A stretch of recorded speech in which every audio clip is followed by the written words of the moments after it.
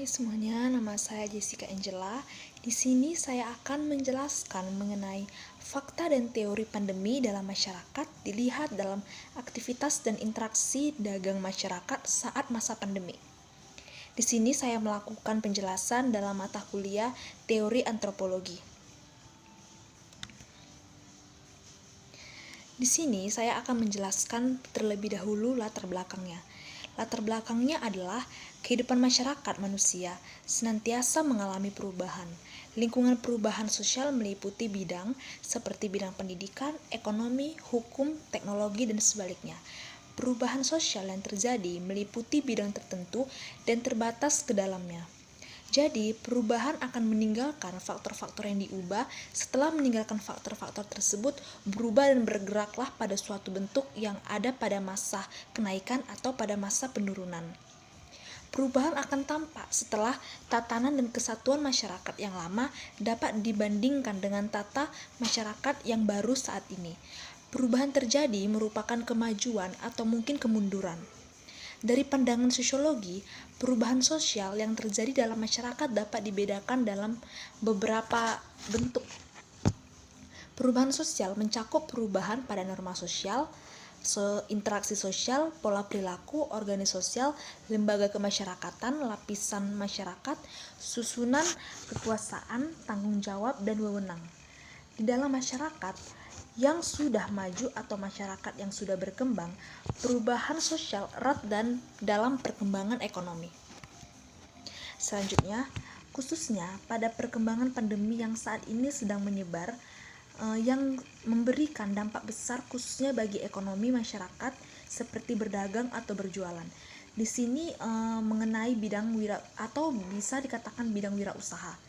Di sini saya melihat banyak masyarakat yang mengalami problema atau masalah mengenai hal dan akhirnya mengakibatkan kerugian, bangkrut, dan permasalahan ekonomi lainnya. Perubahan ekonomi dan interaksi manusia saat dalam masa pergolakan pandemi ini dibahas mengenai pendapat dan khususnya pada interaksi sosial masyarakatnya. Ekonomi masyarakat dalam terjangan pandemi saat ini sedang mengalami kemerosotan dan pemunduran. Serta saya akan di sini akan dijelaskan mengenai teori yang menyangkut hal-hal tersebut dan perubahan apa saja yang akan terjadi pada pergeseran masyarakat dalam interaksinya di Indonesia sekarang ini. Dari dilihat dalam sudut pandang fenomena pandemi saat ini. Selanjutnya, di sini saya mendapatkan 5 informan yang akan saya wawancara mengenai penjelasan saya terkait pandemi. Yang pertama itu informan yang bernama Ibu Herawati Sihombing. Pekerjaannya yaitu jualan online sekaligus ibu rumah tangga. Cara pandang beliau melihat pandemi saat ini bahwa pandemi saat ini adalah musibah yang sudah menyebar di dunia. Beliau percaya bahwa pandemi ini bukan hanya terjadi di daerah Indonesia saja, namun sudah menyebar luas ke seluruh dunia. Oleh sebab itu, kita masyarakat harus selalu antisipasi dengan bahaya apa saja yang akan terjadi di sekitar kita. Selanjutnya, pendapat beliau mengenai pandemi ini adalah justru dengan beliau yang berjualan online mendapatkan kerugian di mana aktivitas dan jualannya menjadi sepi.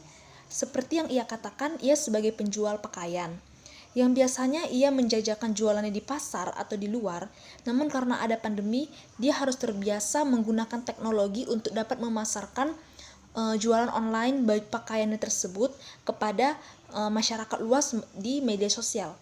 Pelanggannya juga berkurang. Dahulu sebelum pandemi, pelanggannya yang banyak dan ramai untuk membeli, namun sekarang sudah jarang. Karena juga di-share dalam sosial media, jadi sedikit orang yang melihat dagangannya. Selanjutnya, solusi yang diterapkan menurut beliau, solusinya ini dapat diterapkan yaitu mengenai pemerintah, di mana di sini pemerintah dapat berperan penting dalam menjaga keamanan masyarakat dalam masa pandemi ini dan seharusnya memberikan dana yang baik untuk masyarakat yang sedang mengalami kerugian atau mengalami kesusahan. Dalam solusi yang diterapkannya, dia menjual pakaiannya di pasar atau di luar. Namun karena ada COVID ini, dia beralih berjualan online yang pastinya penjualan dan upah yang dia dapatkan sedikit dari biasanya. Pelanggan juga berkurang banyak karena sudah kekurangan dana karena tidak bisa berbelanja lagi. Kemudian perubahan yang terjadi dalam beliau yaitu masalah pelanggan dan masalah publikasi, di mana dalam pelanggan juga berkurang, publikasinya juga berkurang, di mana ketika sebelum pandemi ia menjajakan jualannya di luar, di pasar dan ke rumah-rumah masyarakat. Namun saat ini karena ada pandemi, dia beralih ke internet yang bisa dilihat minimal sekali orang yang melihat dan tertarik untuk membeli dagangannya. Kemudian informan kedua yaitu bernama Sarah. Ibu ini seorang penjual sembako, di mana cara pandang ibu ini melihat pandemi yaitu pandemi ini ada asal virus pandemi ini pastinya dari Cina, bahwa untuk itu ia berasumsi untuk kita sebagai masyarakat untuk dapat mempersiapkan diri untuk bertahan di tengah virus ini, karena menurutnya kekuatan sekarang ini ada pada diri kita sendiri. Di saat kita lemah, di saat kita tidak menjaga imun, kita akan terkena dampak pandemi ini yang sekarang sudah banyak korban berjatuhan.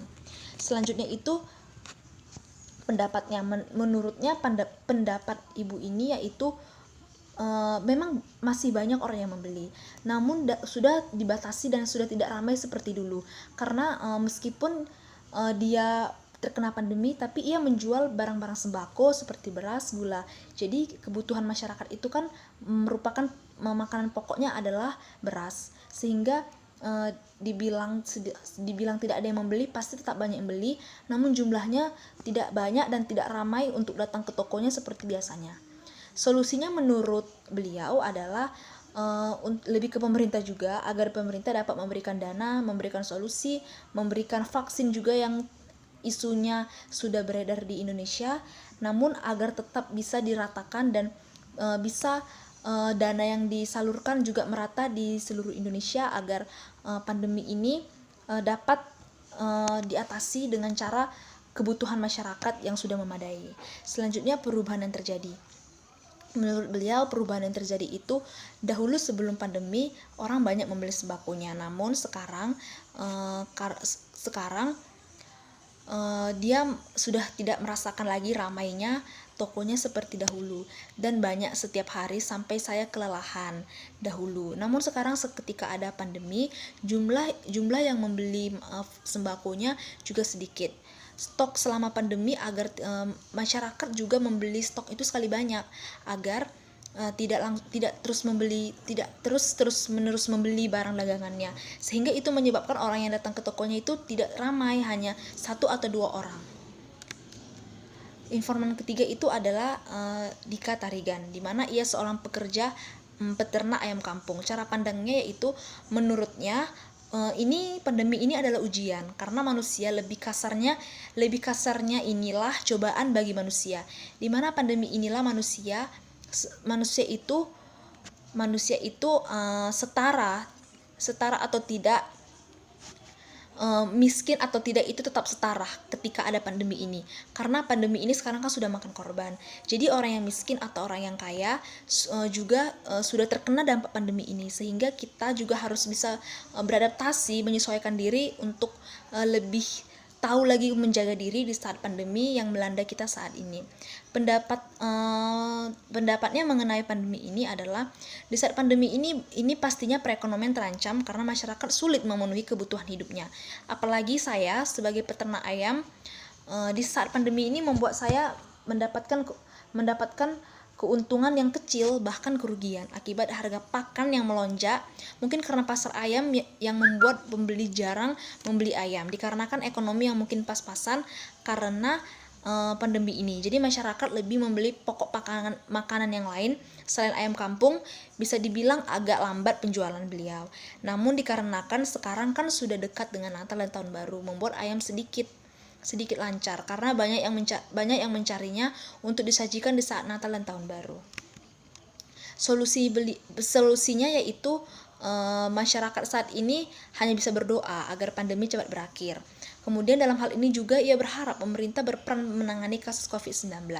Selain itu, ia menghimbau masyarakat untuk tetap mengikuti protokol kesehatan. Perubahan yang terjadi yaitu sebelum pandemi itu ayam mereka itu banyak dan stok tersedianya ayam itu jumlahnya sangat banyak. Namun sekarang karena perekonomian sudah merosot dan krisis di tengah masyarakat menyebabkan harga pakan yang mahal akibat pandemi ini. Oleh karena itu dengan adanya pandemi ini kami mengurangi stok ayam dan dengan seminim mungkin dan membeli pakan untuk mengantisipasi adanya kerugian kami dalam usaha ini. Selanjutnya informan yang keempat itu Friendly Huta Barat, di mana pekerjaannya adalah usaha ikan laut. Cara pandang Friendly Huta Barat, menurutnya wabah ini sudah tersebar luas dan ia melihat dari pandemi ini ia bisa mengambil sebuah pelajaran yang bisa diambil juga untuk masyarakat Indonesia, diambil hikmahnya dan manfaatnya meskipun meresahkan masyarakat, namun pastinya ada hal-hal positif di dalamnya untuk bisa kita jadikan refleksi dalam kehidupan kita.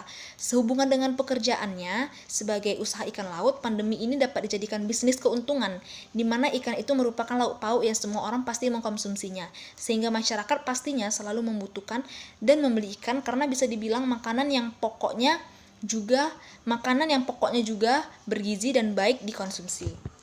Pendapatnya mengenai pandemi ini baginya terkait usaha ikan lautnya, pandemi ini sangat berdampak bagi usaha-usaha mikro atau menengah sepertinya, dikarenakan yaitu berkurangnya omset penghasilan yang didapat saat pandemi sekarang ini. Bukan hanya itu saja, sekarang pelanggan atau pembeli juga sudah was-was dan takut untuk belanja ikan karena pandemi ini sangat membuat perekonomian mereka mengalami kemunduran.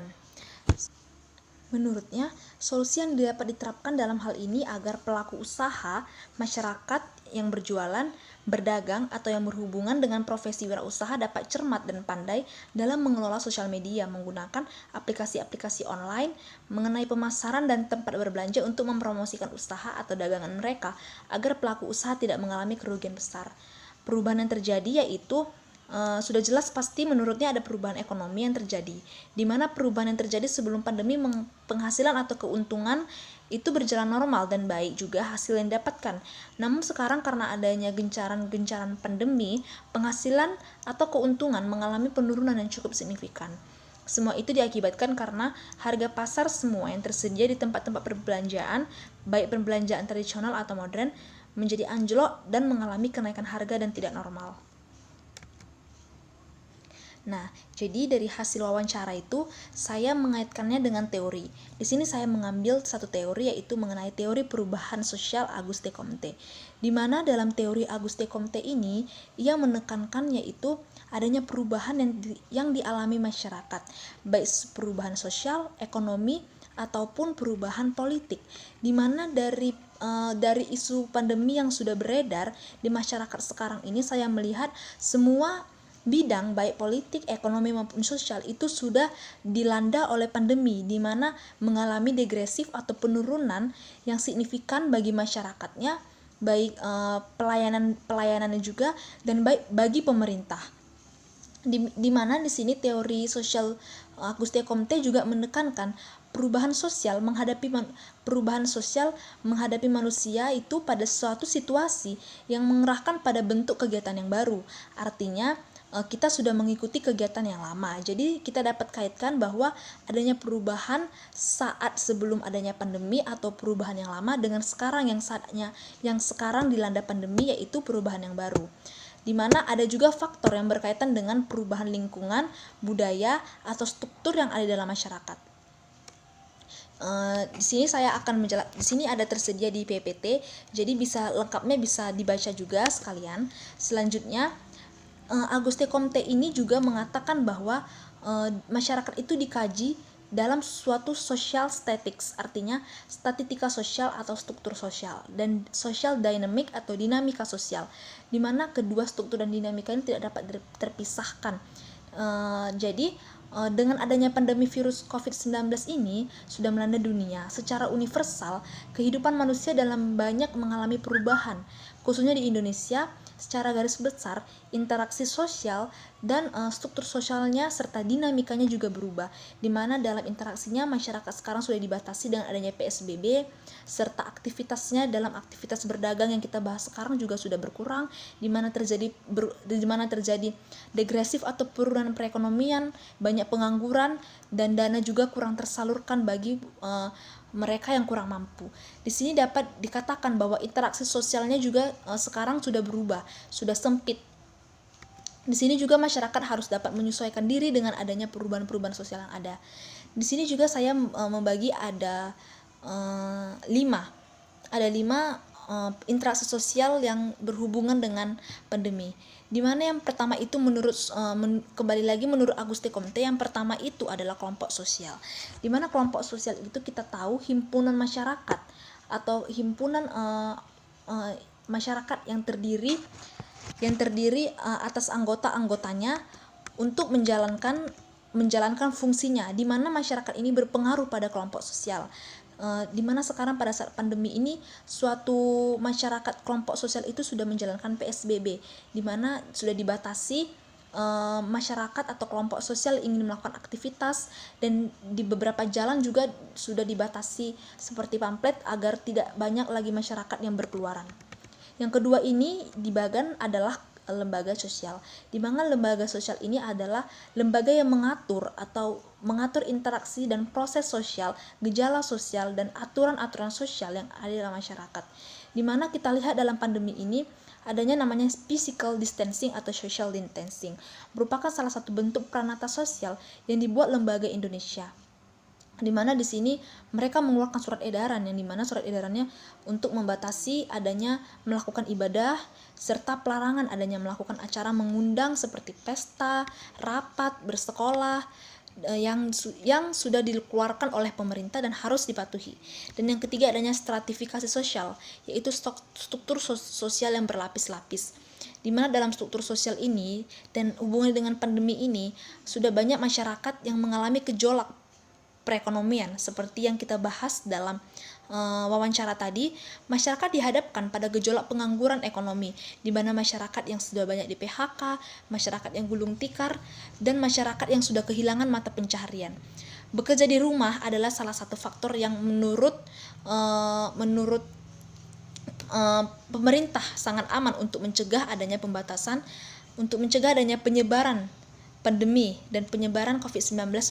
Yang keempat itu adalah mobilitas sosial, di mana kita tahu mobilitas sosial itu adalah perubahan pergerakan, di mana pergerakan saat adanya pandemi ini sudah mengalami banyak perubahan, dimulai dari aktivitas pendidikan, pekerjaan, perolehan pendapat, pertemuan ibadah, dan banyak lagi.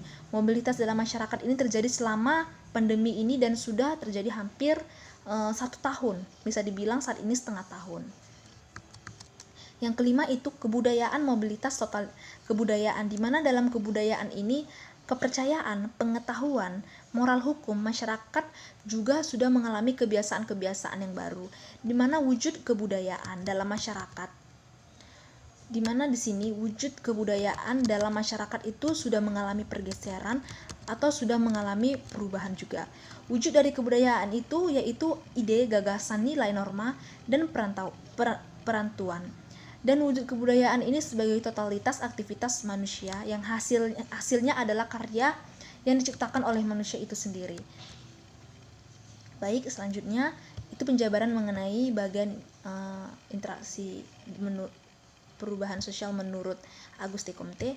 Di sini saya akan coba mengaitkannya dengan teori fungsional struktural Talcott Parsons, di mana teori struktural Talcott Parsons ini lebih menyeimbangkan dan lebih fokus terhadap karya, aksi, atau tindakan, di mana dalam Talcott Parsons ini berhubungan dengan usaha membangun teori atau tindakan sebagaimana masyarakat yang melakukan fungsi dan perannya.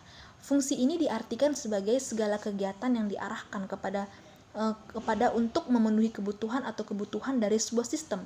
Dengan menggunakan definisi itu, Parsons percaya bahwa ada 4 persyaratan mutlak yang harus ada supaya masyarakat itu bisa melaksanakan fungsinya. Yaitu yang keempat adalah agil, yang kedua goal attainment, yang ketiga interaksi, dan yang keempat itu latensi.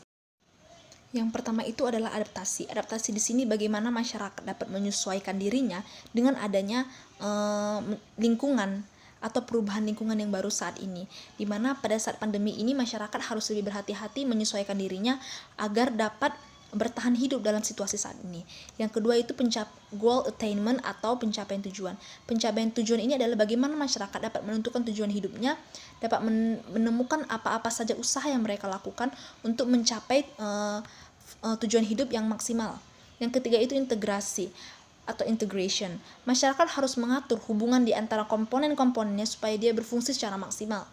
Dan yang terakhir itu adalah latensi. Latensi itu adalah pemeliharaan pola-pola yang sudah ada dalam masyarakat itu harus dipertahankan, diperbaiki, dan menjadikan motivasi. Jadi sehingga adanya perubahan pada saat pandemi sekarang, pola-pola itu dapat terus berjalan dalam kehidupan manusia agar keteraturan dalam aktivitas manusia itu tetap terjaga. Nah, baik, selanjutnya itu adalah di sini dari hasil ini saya melakukan ada 4 interaksi atau ada 4 hubungan yang sudah saya kaitkan dengan hasil wawancara, dengan teori Talcott Parsons tadi, dan dengan Auguste Comte, di mana di sini kehidupan masyarakat. Pandemi ini adalah berbicara mengenai kehidupan masyarakat. Bagaimana gejolak kehidupan masyarakat, apa saja struktur, interaksi, atau tujuan yang ada dalam kehidupan masyarakat, serta aktivitas-aktivitas apa saja yang ada dalam kehidupan masyarakat. Nah, dari kehidupan masyarakat itu akan menghasilkan suatu perubahan sosial, di mana dalam pandemi saat ini aktivitas kehidupan masyarakat itu akan terjadi penurunan, di mana yang disebut adalah perubahan sosial. Dari perubahan sosial ini saya sebutkan adalah penyebab, di mana penyebab itu berhubungan dengan pandemi saat ini.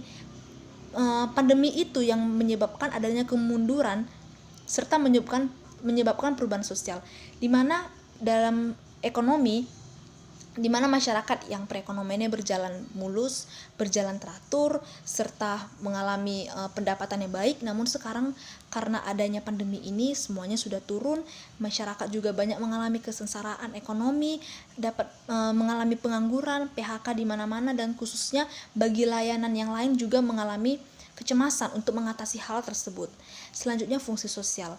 Nah, di dalam fungsi sosial inilah terkandung teori Talcott Parsons yang menyebutkan, yang mengutarakan adanya tujuan, aksi, dan tindakan.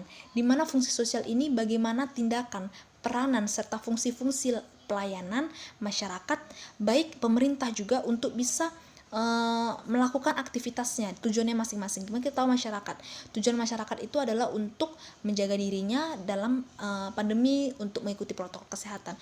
Pemerintah fungsinya apa? Pemerintah fungsinya untuk memberikan serta dapat mencukupkan apa saja kebutuhan yang diperlukan untuk masyarakat.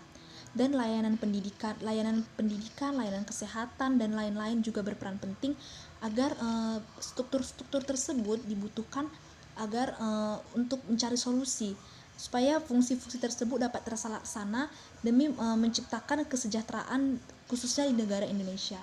Dan yang selanjutnya keteraturan sosial. Nah, ketika semuanya itu sudah terpenuhi, terciptalah keteraturan sosial, di mana keteraturan ini sistem ekonomi dan juga interaksi masyarakat di dalamnya sudah tidak terbatas lagi, sudah tidak terhalang lagi, sehingga semuanya dapat berjalan dengan normal. Oleh karena itu, dengan adanya interaksi antara kehidupan masyarakat, perubahan sosial, dan fungsi sosial serta keteraturan ini dapat dipenuhi dengan baik, maka meskipun ada pandemi, kita masyarakat dan semua pemerintah, baik layanan juga dapat bisa mengoptimalkan dan dapat bertahan hidup menghadapi pandemi saat ini. Oleh karena itu, dari hasil wawancara dan hasil analisis saya mengenai teori, saya menyimpulkan yaitu keterbatasan dan masalah yang timbul yang dialami oleh masyarakat yang berdagang atau berjualan dalam bidang wirausaha itu sangat penting dalam menciptakan interaksinya di dalam pandemi saat ini. Meskipun seperti yang informan saya berkata, banyak Meskipun mereka sama-sama memiliki pekerjaan di bidang ekonomi, memiliki pekerjaan seperti berjualan, namun tetap berbeda-beda saja tipe-tipe mereka dalam mengatasi pandemi saat ini. Sama-sama berbicara mengenai pandemi yang telah menelusuri sisi mata pencarian masyarakatnya. Sehingga dengan keadaan tersebut, masyarakat harus dapat menyesuaikan diri dan membiasakan diri dalam menemukan kiat bagi fenomena pandemi saat ini. Teori perubahan sosial Auguste Comte menjadi suatu kajian penting yang menjelaskan penyebab dan identifikasi masalah serta faktor penyebaran fenomena pandemi sekarang ini yang menjurus pada perubahan dan pergeseran norma, aturan, dan kebiasaan pada masyarakat.